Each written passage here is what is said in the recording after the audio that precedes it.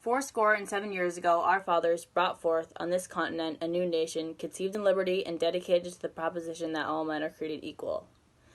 Now we are all engaged in a great civil war, testing whether that nation or any nation so conceived and so dedicated can long endure.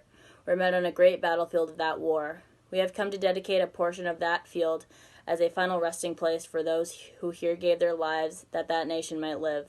It is altogether fitting and proper that we should do this. But in a larger sense, we cannot dedicate, we cannot concentrate, we cannot hallow this ground.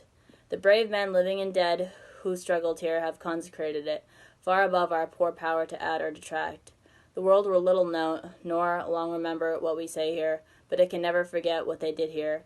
It is for us, the living, rather to be dedicated here to the unfinished work, which they who fought here have thus far so nobly advanced. It is rather for us here to be dedicated to the great task remaining before us, that from these honored dead we take increased devotion to that cause for which they here gave the last full measure of devotion, that we were here highly to resolve that these dead shall not have died in vain, that this nation under God shall have a new birth of freedom, and that the government of the people, by the people, for the people shall not perish from the earth.